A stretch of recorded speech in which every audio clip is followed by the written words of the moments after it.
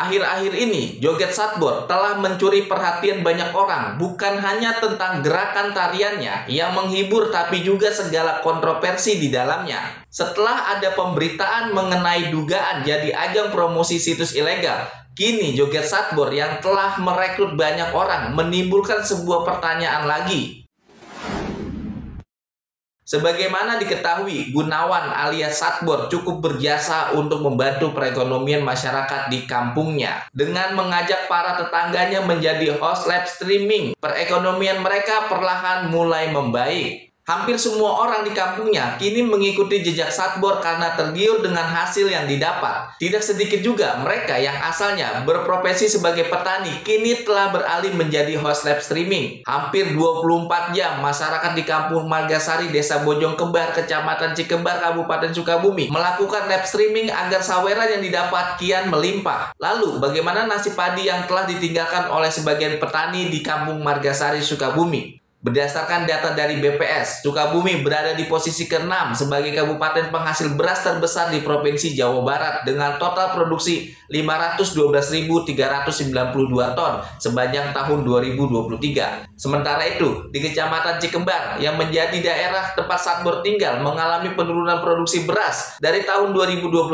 hingga tahun 2023. Satbor mengaku mulai live streaming di media sosial saat pandemi melanda, dan pada tahun 2021 ia mulai mengajak teman dan tetangganya di kampung untuk mengikuti jejaknya. Pandemi yang datang melanda di negeri ini memang sempat membuat goyah ekonomi hampir semua masyarakat. Oleh karena itu, host live streaming mungkin dianggap jadi solusi ketika ekonomi masyarakat mulai tidak stabil. Mereka yang semula menjadi petani di sawah kini tampil di depan layar ponsel untuk mencangkul rupiah yang diberikan oleh penonton. Namun hal ini ternyata bisa jadi salah satu sebab alasan produksi beras di Kecamatan Cikembar menurun. Pada tahun 2021, produksi beras di Kecamatan Cikembar mencapai 18.227 ton. Di tahun berikutnya, produksi beras mengalami penurunan, tapi tidak begitu besar. Sepanjang tahun 2022, Kecamatan Cikembar memproduksi beras sebesar 18.042 ton. Penurunan cukup besar terjadi pada tahun 2023 kemarin. Produksi beras di Kecamatan Cikembar berkurang lebih dari 1.000 ton, menjadi 16.738 ton. Meskipun produksi beras menurun di Kecamatan Cikembar, tapi perekonomian masyarakat di Kampung Margasari dikatakan membaik berkat tren joget Satbor. Kabarnya, para tetangganya yang banding setir jadi host live streaming kini sudah bisa menikmati hasil dari tren ini. Bukan sekedar untuk makan, mereka sudah bisa membeli kendaraan, merenovasi rumah, bahkan membeli rumah. Saat ini, Satbor mengaku sudah bisa memiliki penghasilan lebih sekitar 700.000 per hari dari hasil saweran para penonton.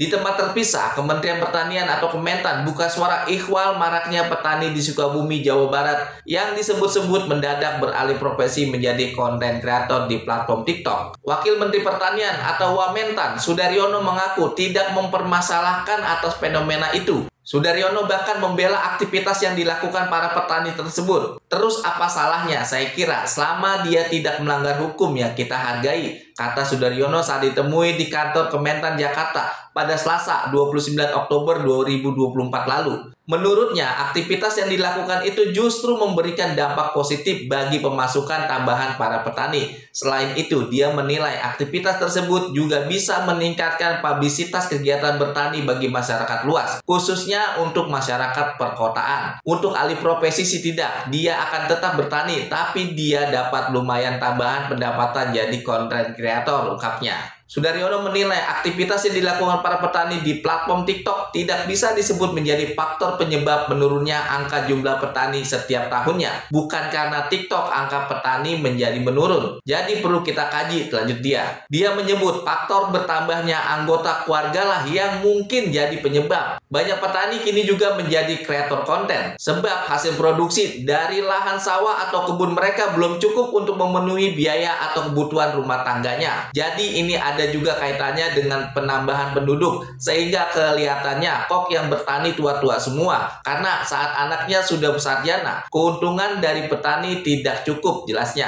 Lebih lanjut, Sudaryono mengatakan pihaknya akan terus mendorong peningkatan jumlah petani milenial yang secara gencar melakukan modernisasi pertanian.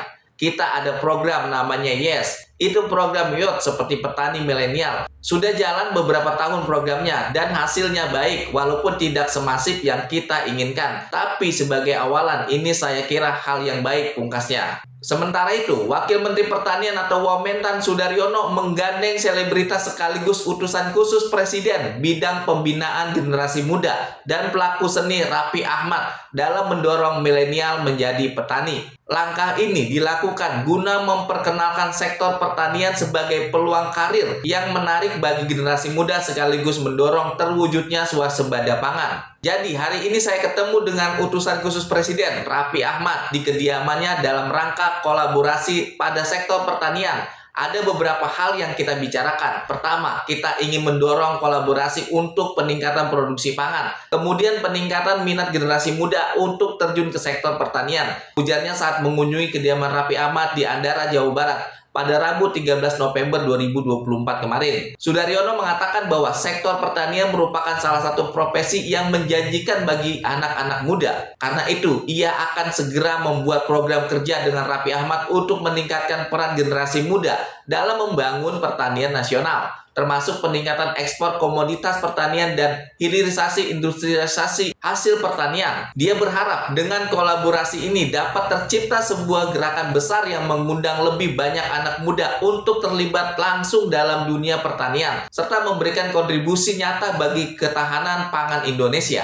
Jadi saya kira Mas Raffi juga sepakat, intinya kita akan membuat semacam program kerja, kita akan buatkan semacam roadmap-nya, kemudian kita eksekusi. Saya tidak ingin hanya seremonial, kita betul-betul ingin ini membawa dampak, tambahnya.